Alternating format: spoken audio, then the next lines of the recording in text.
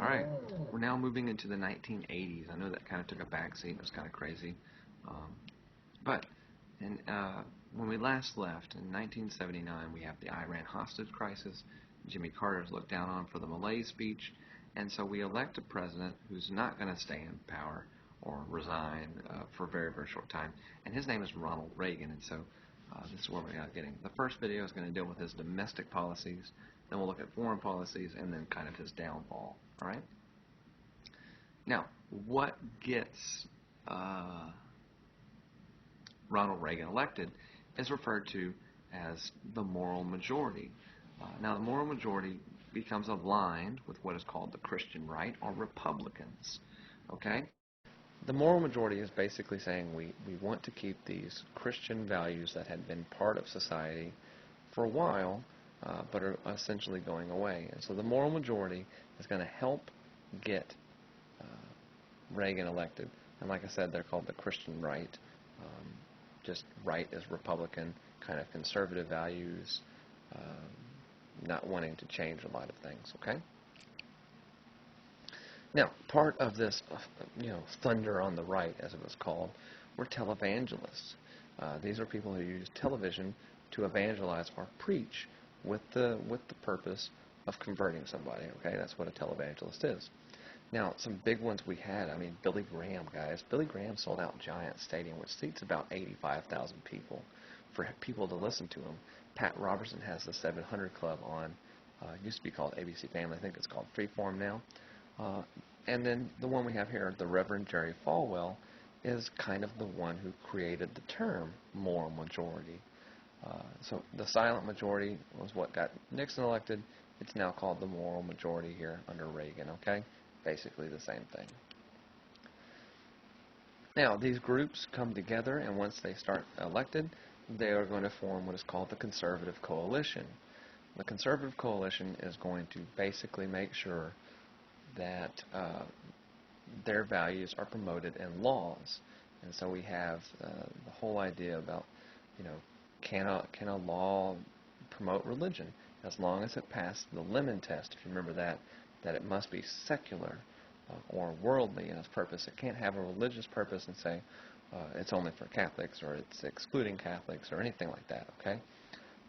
And so that's where we are at this point. Now, as I said, the election of 1980, the moral majority Conservative Coalition is going to help get Ronald Reagan elected over the incumbent president, or the man in office, Jimmy Carter, okay? Now, Reagan is a conservative. We've had, Carter was a Democrat, but Reagan is going to announce two really big things that made his presidency really unique. Number one, deregulate the economy. Deregulate is return to laissez-faire. I'm taking my hand off the throttle. I'm taking my foot off the gas. I'm not interfering with business. In fact, when Reagan had a very sharp sense of humor, and I'll show you some of his one-liners in class. They're great. But one of the funniest things he ever said is, the 9 most terrifying words in the English language are, I am from the government and I'm here to help. So he wants to reduce the size and power, we call that scope, of the federal government, and that's done through deregulation. He's basically going to give these businesses free rein. Now, the other thing he does, and part of that, are the Reagan tax cuts. Twice, he is going to reduce taxes paid by big businesses in the hope that, returning to that trickle-down economic theory, that they're going to provide and help out society so that they're able to continue. Now, his version of trickle-down economics, slangily, was called Reaganomics. Okay? And you see it right there. It is supply side. It is trickle down. He cuts taxes. We're going to cut inflation and continue deregulation. He said government is not the solution to our problem. The government is our problem. Now, Reaganomics is successful in the short term, but in the long term, it actually incurs a lot of debt. And we didn't really find that out. They say 20 years after the president's out, you can kind of see his legacy, and that's where we're at.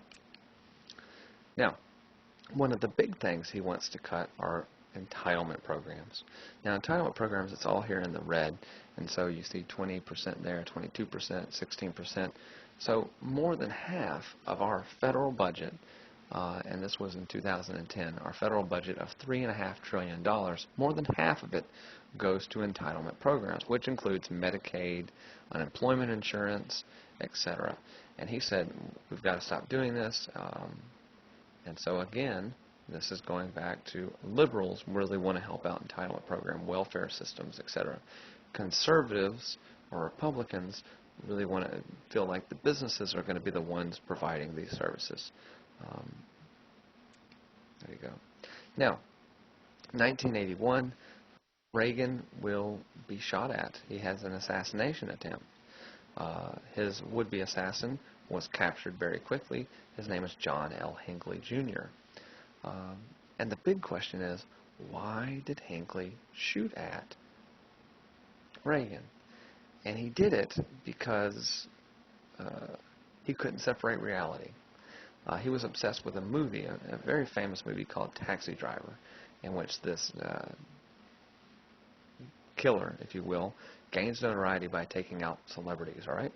And he ends up in the movie, the lead character will end up attracting the attention of a young Jodie Foster, and she becomes kind of enamored with this. Well, John L. Hinckley, being a lonely single man, I guess, became enamored with Jodie Foster and said, if I, like the movie, okay, disconnect movie, if I kill the president, Jodie Foster will love me.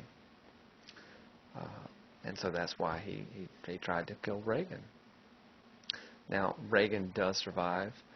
There's a lot of jokes and things like that. One of my favorite jokes he actually said was when he's being wheeled in and they're about to operate because he's got a bullet, barely missed his heart, but they got to get it out. He said, "I hope you all voted Republican." And I mean, that's great. And leaving out when he saw his wife after the surgery, he said, "Nancy, I should have ducked." And he's got all this humor about him. And keep in mind, he just had surgery. He almost died. And he's cracking jokes. Now, Reagan, as a typical conservative, he doesn't like unions. So the organization of air traffic controllers called PATCO, air traffic controllers kind of control these invisible lanes in the airports to make sure that these planes don't crash. He famously jumped in the middle of a contractual agreement, kind of a la Teddy Roosevelt, and he actually fires the PATCO air traffic controllers. Now, there were conditions that were made later on, and they settled on some things, but Reagan is basically saying, you ain't going to go on strike. We're not doing that. You've got a business to run, make sure you do it. Because the big businesses he wants to deregulate were the airline industries, PATCO, the banking industries, and telecommunications, which are your cell phones now, would have been regular phones at that time. All right.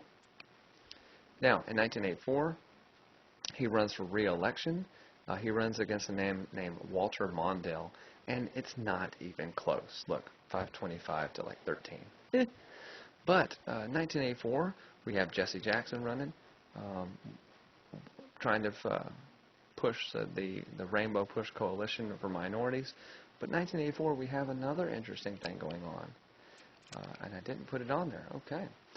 Maybe it's behind there. And that is we have the first female vice presidential candidate. Her name is Geraldine Ferrero. She is the running mate of Walter Mondale. So when Hillary Clinton, in 2016, right here, Bernie Sanders threw his support behind her, when she more than likely gets the Democratic nod, she will be the first presidential candidate, female, but there had already been a vice presidential candidate in 1984. Okay? Now, Reagan has a really important thing in that he gets to nominate, as a president, he gets to nominate people in the Supreme Court, and he nominates quite a few. Judge John Rehnquist, Antonio Scala, who passed away recently, the first female, Sandra Day O'Connor, etc. There's one of his appointments, though, who doesn't make it. Otherwise, he would have had 4. Robert Bork was nominated, but Congress said, we're going to pass on this one. Now, who's Robert Bork? Robert Bork was famously the Solicitor General in the Nixon administration. He is the one who fired Archie Cox during the Watergate investigation, during the Saturday Night Massacre, and that's not fallen on deaf ears for Congress. And they said, no, no, no, no, no. This Supreme Court is going to kind of move away from Earl Warren and try to kind of reestablish conservative laws and move a bit forward. Okay? So that's the first thing about Reagan domestically. We have some other things to look at in a little while.